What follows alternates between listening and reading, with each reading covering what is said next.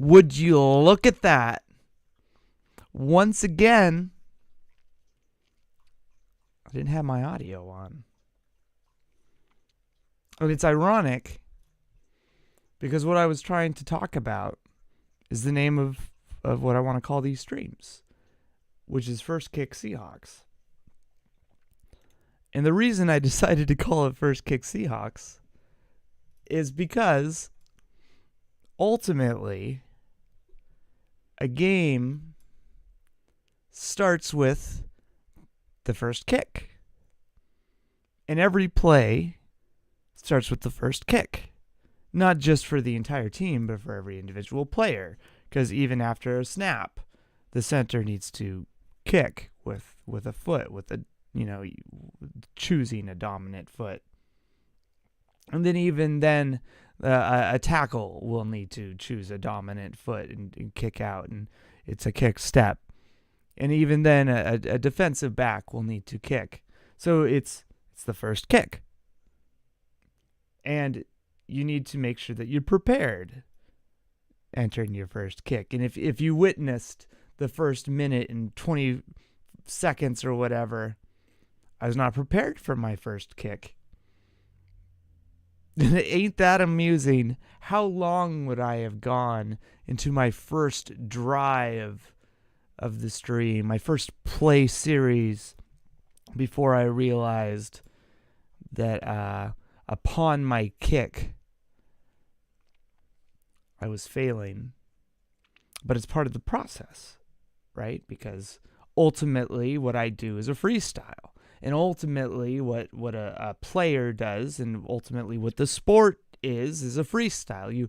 You know how to play football. I know how to do a stream. I've done this before. An athlete has played football before. They know how to do it. But as we know, everything is kind of timing based. And anyone who has done streaming and any type of speech knows that there's a rhythm. Human beings like rhythm. And it helps kind of time out things for processing, and it gives you a chance to absorb what's being said.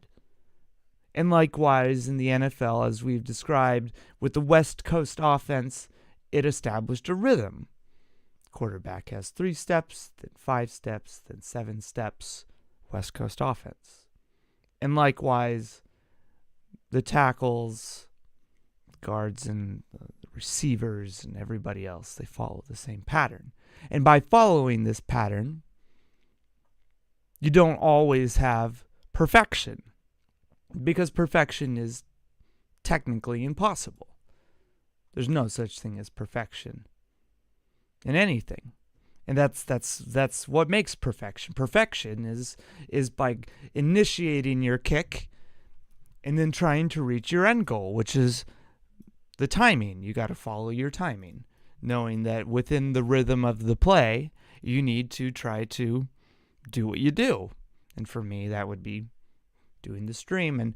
And whenever there is an error, it's about correcting, because another player is going to press you, and he's going to shove you, and he's going to try to get you off your route, or he's going to be trying to make sure that he's going to push you into the quarterback, and these things are going to happen. My audio might not be on at the start of a stream. But you need to be aware of these things, because awareness gives you power.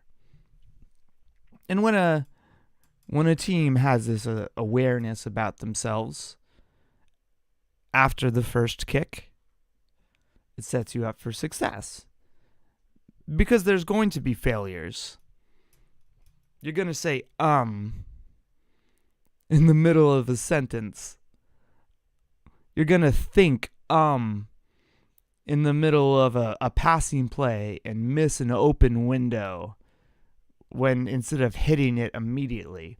So the quarterback needs to be able to adjust, because even though that was open on the 5th, there's just a brain fart there.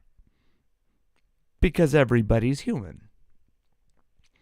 But what enables you to succeed through these types of errors is by putting yourself in a position to succeed at the first kick. Because if you can't even roll with the first kick, if you can't even start to establish any sorts of rhythm, then you're not going to succeed. And this is what makes a lot of players fail. This is what makes a lot of people fail is first of all, they're not willing to even try. Part of the reason why I never really did streams is because, sure, I'm willing to talk about the subjects. I have lots of thoughts about different NFL subjects, and lots of thoughts about many things. But my process was important to me. I wanted to make sure that however I talked about a subject, I used the right vocal tone, my delivery was nice, I used the right baton passing, whatever. I also wanted to make sure that the visual appearance was nice, clean. Sure, I have my own little attitude, right? I'm not trying to go for some pristine, and today we're discussing the Seahawks versus the Rams. I wanted to be authentic, but within a proper rhythm. That's important to me because I think it leads to success for me. And likewise, if I was to try to follow the success of like a Corbin Smith from Locked On Seahawks, go check out Locked On Seahawks and Corbin Smith. He has a very specific way of speaking, and he has a very specific way about going about his business. And if I was to try to talk in his tone, I would not succeed because I go about my own business. He has his own rhythm. He has his own way about teaching football and things like that. And I have my own way about viewing the game and going about rhythm. Likewise, even though we have Shane Waldron calling, an offense, and he learned how to call an offense from Sean McVay, they're going to have a completely different rhythm in the way that they call plays. So you can't expect him to have the same results as Sean McVay, even though they both had Andy Dickerson working underneath them. It's just going to be different. However, there's certain tendencies that we can get from the head coach, which is Pete Carroll. And with his always compete attitude, he often puts players in a position where their first kick, that first step that they get into before they even get on the field, sets them up for success. And there was something interesting he said on the Friday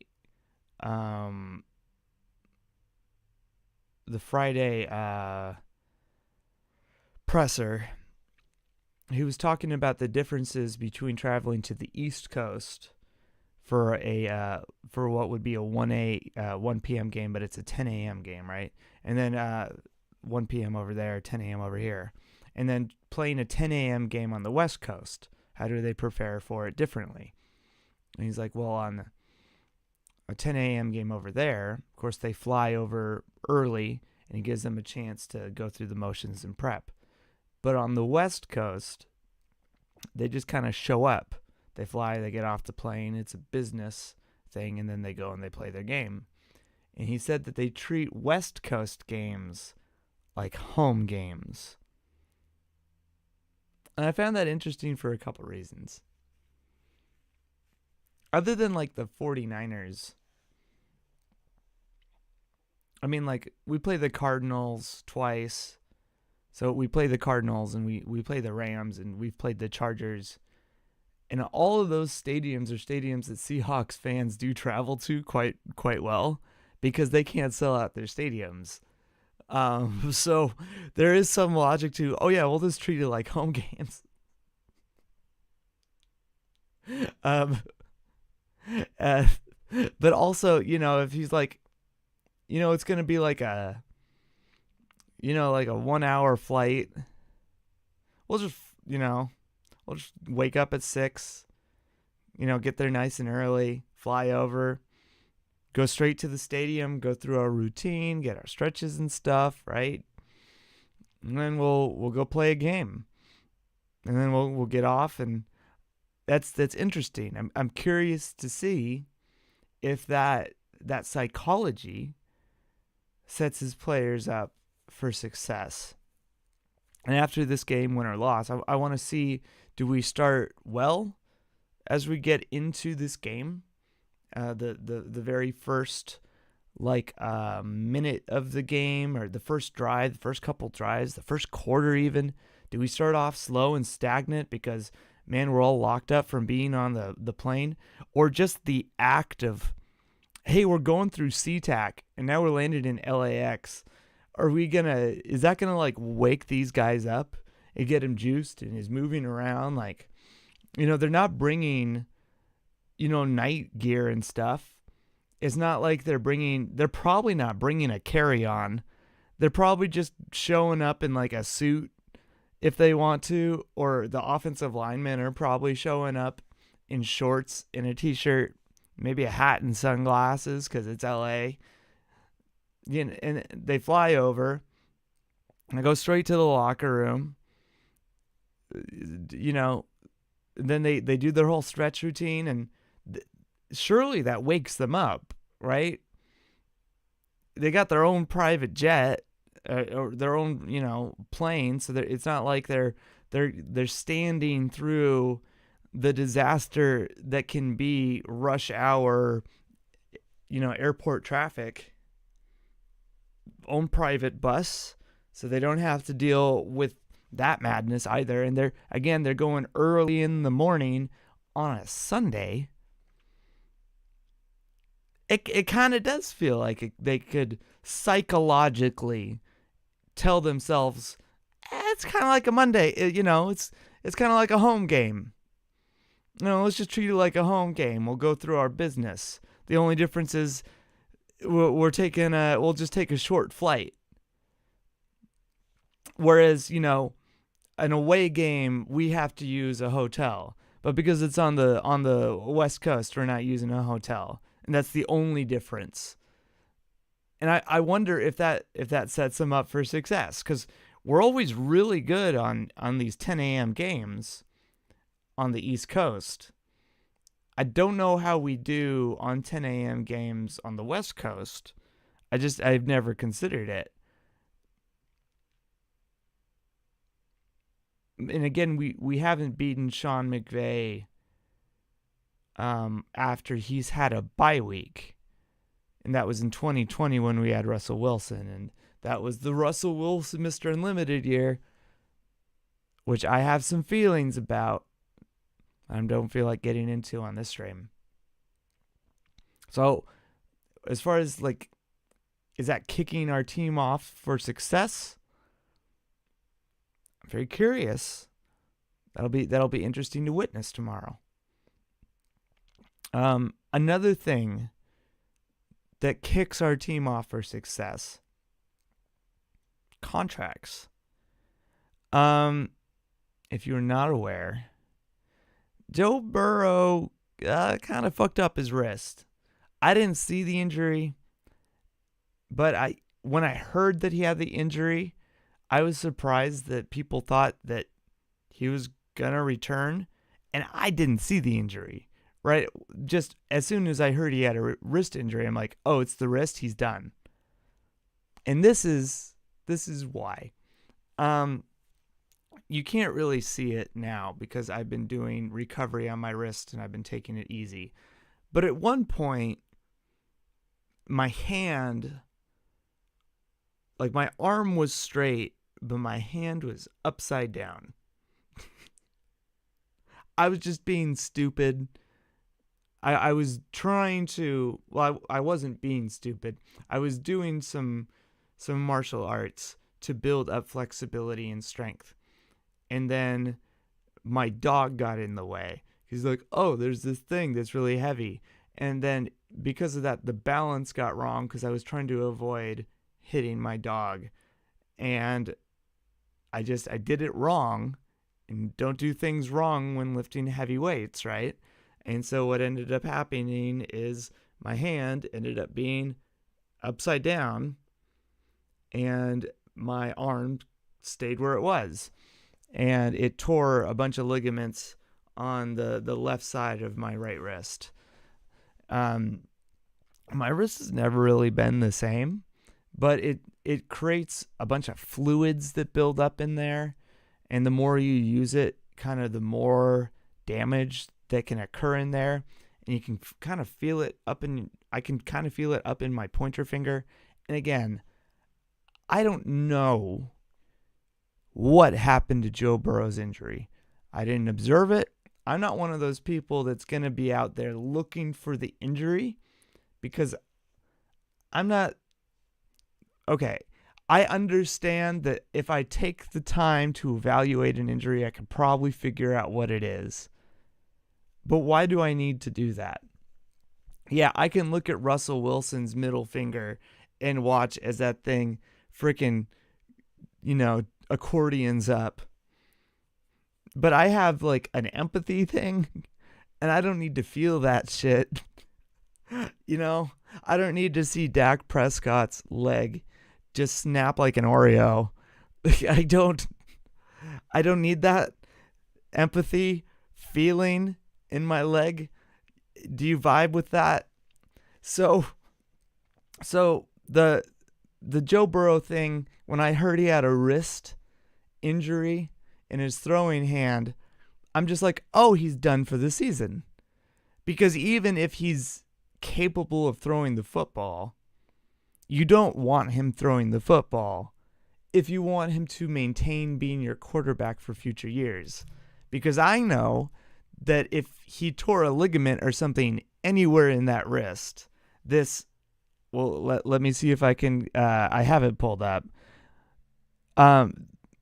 This $146 million wrist. Sorry, this total guaranteed contract is $219 million wrist. You rest that wrist and not destroy it, because it costs $219 million. And he's not getting paid a lot of money this year. His cap hit is $19 million. Next year, his cap hit is $29 million, but he has the option to flex out $11 million, so you can push that down, right?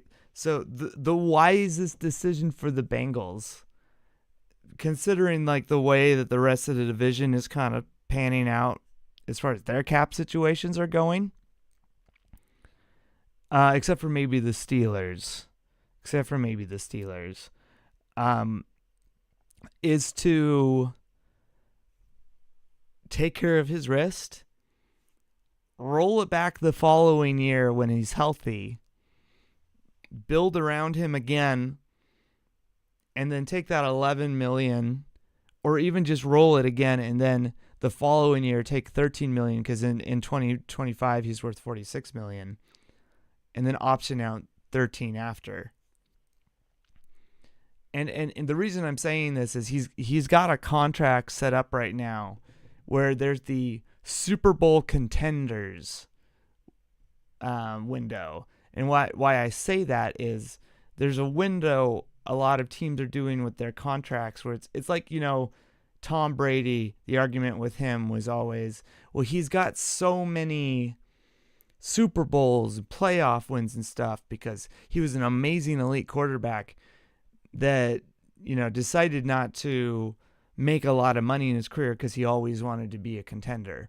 So he decided not to get paid the elite quarterback cap.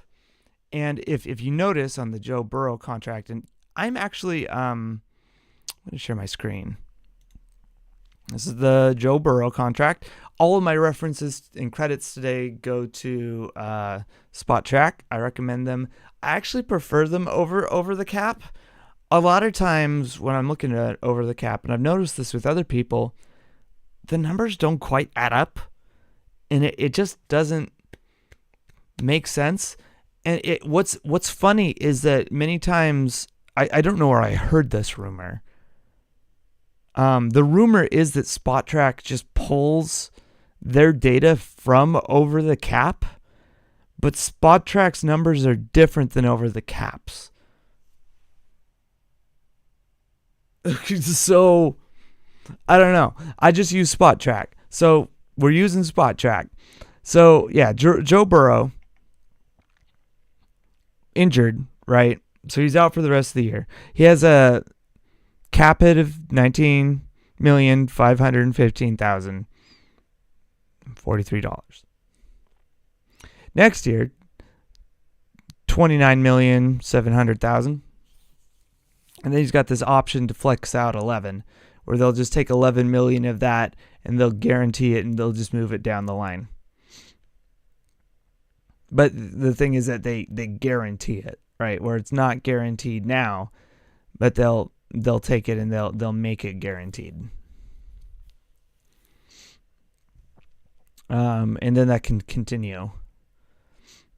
So like if in 2027 he's making 57 and they flex out 17, that keeps their Super Bowl window open. And so it's a nice contract for them.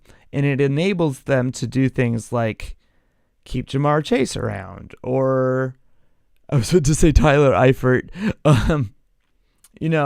If some tight end like Hawkinson hits the market, they can sign Hawkinson, and there's they can make sure that they have enough cap to keep the defense honest and things like that. So it's you balance this. But he's an elite quarterback, so he's going to make elite quarterback money, which is top dollar, 46 cap hit, 48, 52.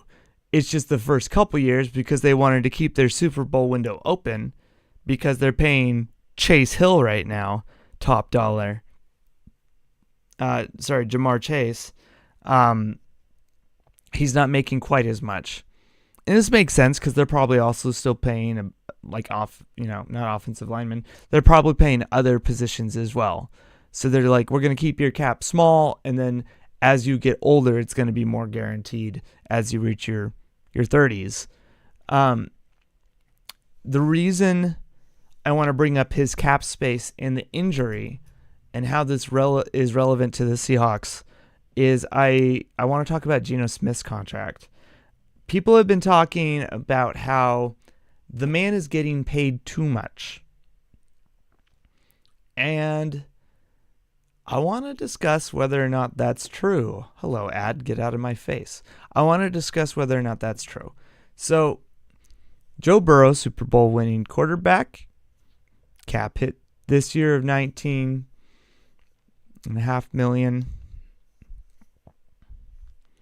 And then, the following year, 29. Then we have Matthew Stafford. Last year when he was injured, he made 13. And again, that was like, I think it was cut short because of the injury. He also didn't make as much because of his age and because they were trying to keep their Super Bowl window, clear. But if you look like Joe Burrow's total guarantee is the $219 million, Matthew Stafford's is $130. He's older.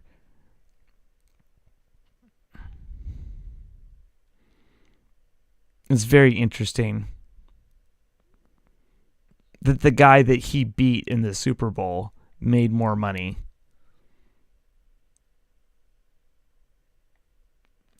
But if you see, his contract is, all these years down the road. What is that, 6 years down the road? With the option to go all the way to 2032. And then Matthew Stafford, his contract, goes to 2026.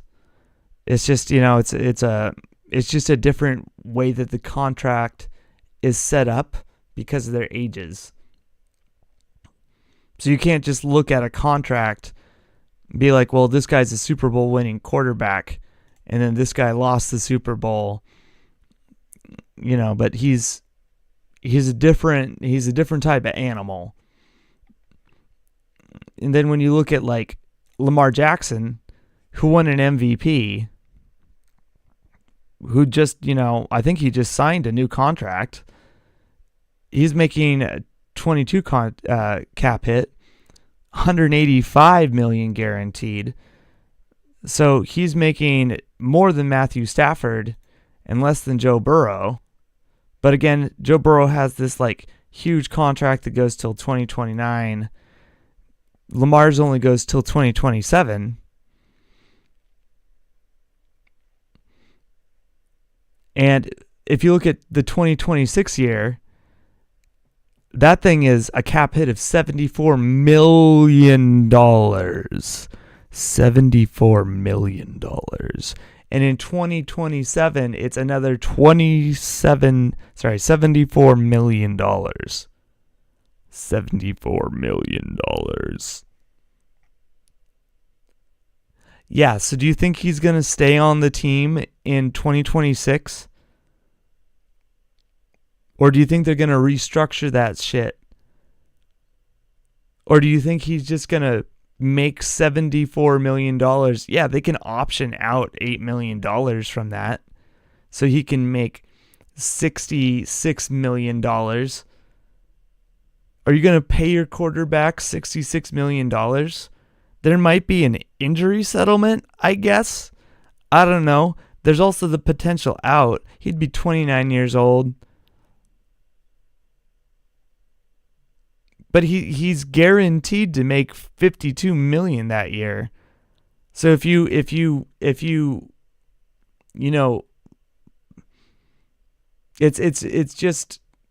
it's a crazy contract to look at.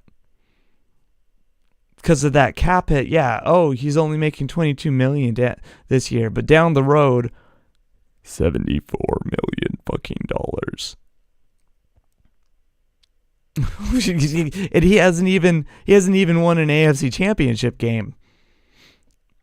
All right, let's look at Jalen Hurts. I love this contract. I love this contract so much. This is the Tom Brady contract. First of all, I think Jalen Hurts is overrated. This is the contract Seahawks fans should want. This is the guy who's like, I want to win so many games because I want to be a starter so long.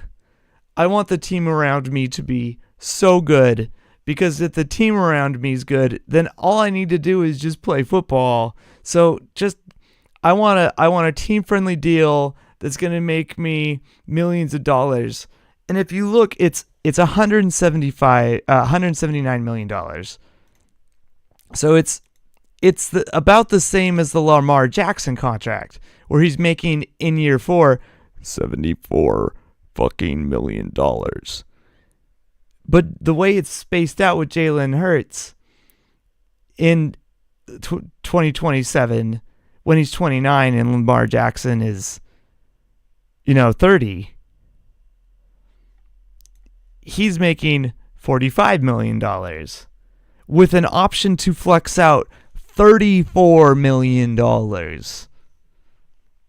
You don't need to flex out the entire option. And then the year before that, he has another option with that $31 million contract hit to flex out $25 million. And so on top of that, he has a contract guarantee. Well, not guarantee. He has a contract that can be potential out in 2028. If they keep him past 2028, he could potentially stay till 2032. And so technically, the Eagles could just keep pushing his stuff back to 2032, and then he's a free agent in 2029. I love this contract. I mean, that you can reward the player later, but he hasn't earned an MVP or anything, and he knows it. This is but he's making MVP money. But the way that it's set up is, if you play really well, we'll just guarantee you money down the road. Because it's a $255 million contract compared to the $260 of Lamar Jackson. Compared to the $160 of Matthew Stafford, who did win a Super Bowl, and the $275 of Joe Burrow, who did not, who also has this really, really long contract like Jalen Hurts, who it's also a team-friendly deal like Joe Burrow. Are you following me? Just making sure there's no comments. All right, so let's get to Patrick Mahomes now. Come on, Spotrac. Okay, so in 2020, this motherfucker had a $5 million cap hit. His contract is wild. And then he had a $7 million contract. And then it jumps up to $35 million. What years did he win a Super Bowl? I'm curious.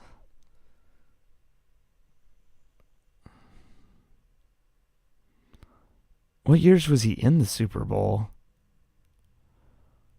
Because he was in one last year, and he, $35 million.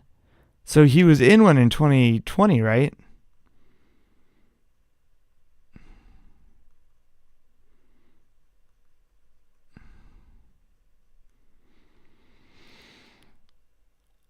Yeah, this contract is crazy. There's so much fucking going on. And then they just did an extension on it. They just reworked this whole thing. Because it wasn't like this before, this last offseason, I think. Okay, so he played San Francisco in 2021, in 2020, when he was making $5 million, which is, for the record, about half of what Geno Smith is making this year. Because almost exactly half of what Geno Smith is making this year. He's making $10 million and $10 million, 100,000 with the cap hit. And yeah, he's got the $27 million, but they can push that. They can push that out.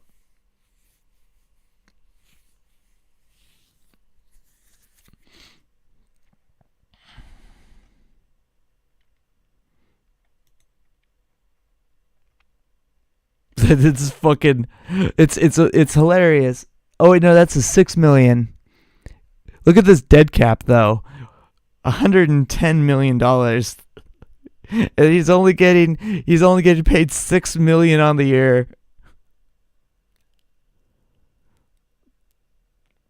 for the cap hit, but $24 million in cash. It was amazing work. Oh wait, sorry, that's Jalen Hurts. That's also amazing work. Where's Patrick? Yeah, $5 million, $64 million in dead cap. And then he loses versus Tampa Bay in 2021. Oh, he did go to back-to-backs, didn't he? So both of these years, right, just know he wasn't spending any cap. Didn't go this year. He almost did, though. He lost to the Bengals, even though Burrow got sacked like over 6 times. And then he went this year and won.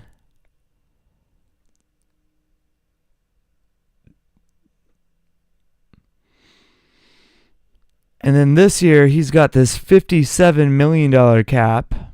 And the question everyone's asking is, why doesn't he have any targets to throw to? And didn't he have like Sammy Watkins and company last year?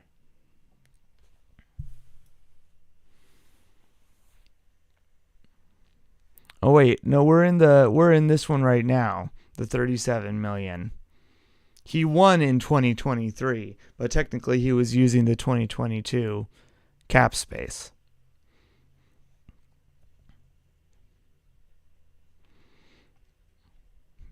Anyways, the jump in cap is what's interesting, from winning Super Bowls and being in Super Bowls to making it really hard to compete, and suddenly you don't have people like Tyreek Hill and Mitchell Schwartz or whoever on your offensive line.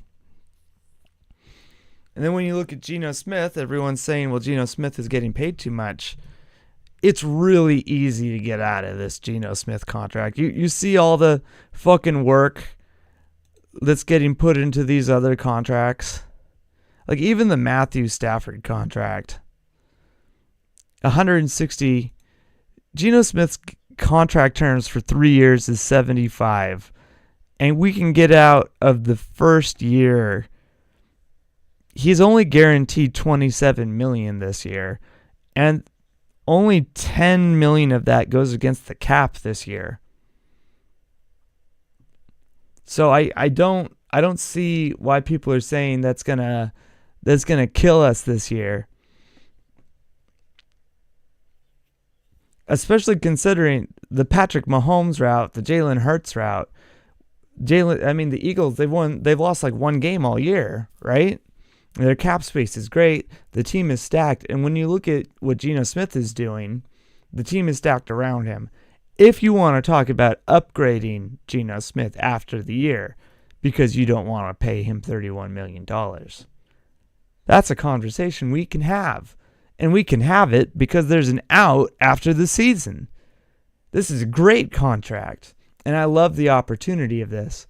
If he also gets hurt towards the end of the season, we have an out. And also because the yearly cash that we paid is so low. Yeah, he's getting 27 right now. We're paying 10, which means we got 17 spread out for the following. We can eat that. No problem. The following couple of years. This is a delightfully easy prove-it deal contract. And then when he proves himself, if he does, and they decide to keep him in 2024 and 2025, if they so choose, it's not great. But you don't have to suffer for like 5 years. It's a 2-year span, and it's probably 2 years of him being Alex Smith, where you got somebody behind him ideally. Unfortunately, probably Drew Lock. No, if he's making 31, they're not paying Drew Lock. There's no way he's on the team. Ideally, he's getting beat by Russell Wilson 2.0 in camp.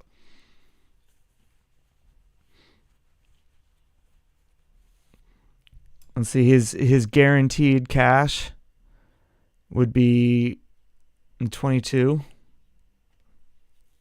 and 20. Yeah. Anyways, that's just my thoughts on all of that. Thank you for staying if you did stay with that. Do I have any more? I don't think I have any more thoughts for today. Yeah. Go Seahawks. I would appreciate it if you like and subscribe. It would really help out the channel. I'll probably do a stream before the game tomorrow. And then a halftime stream, definitely. And then a post-game stream. I'm thinking I'm not doing an immediate, and I'll chew on the cud. It depends. I noticed that here's what the problem I'm dealing with as a streamer. If I had started streaming when people said, hey, you should start streaming, it would have been in like 2013, 2014. I subconsciously and emotionally would not have been prepared for that because I had some like things I needed to deal with. But a lot of the other streams and shows right now would not exist. And a lot of the reason why they exist now is because, you know, over the years they've figured it out, or because of in 2020 they were introduced to things like Zoom and they had to get microphones for work. And now that they've become accustomed to the technology, people that had the blogs are now able to advance to video because they've become comfortable speaking in front of a camera. And I'm all for it. But the problem I'm having is if I was to stream before a game, during halftime, and after a game, I'm not doing anything new. Everybody's doing that. All your favorite streamers are doing that. And it is enjoyable for me to express my emotions and be like, look, I said that, I saw that, I saw that. And I think there is a place for groveling of pain after a game. If we're not doing well, there's definitely some bitching that occurs after games. There's also some emotional and psychological masturbation that happens after a win. You know, and so I would like to maybe offer the opportunity after games, maybe offer some therapy, you know, for people who need it. Not necessarily we're going to complain, but let's take a step back and let's breathe and assess what we just observed. First of all, wasn't that a lot of fun? Football's supposed to be fun. We may have just gotten our asses kicked 3 to fucking 50 or whatever, but let's focus on the parts about it that were fun. Holy shit, we just got our asses kicked. Something, I don't know. But that's part of it, right? Is I'm trying to find myself in a cyber world that is filled with noise. And my particular noise is its own thing. And I don't want to be like, oh, well, other people are doing streams before, middle, and end. That's not my thing, right? But I do feel the urge during halftime to be like, what the fuck is this? Right? You know? And so I definitely want to do that on the platform. But time and place, you know, and the way I go about it is important to me.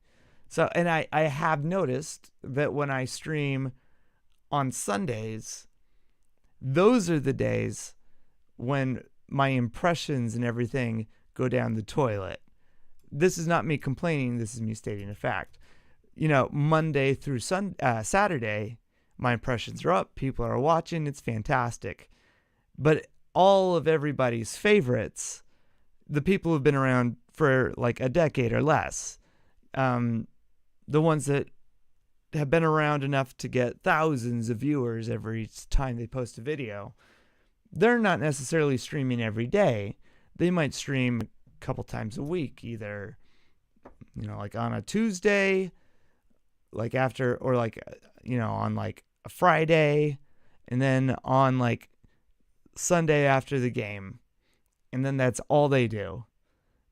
And that's great. But because they've been doing this for so many years, when it's the stream on Sunday, everyone flocks to that stream on Sunday.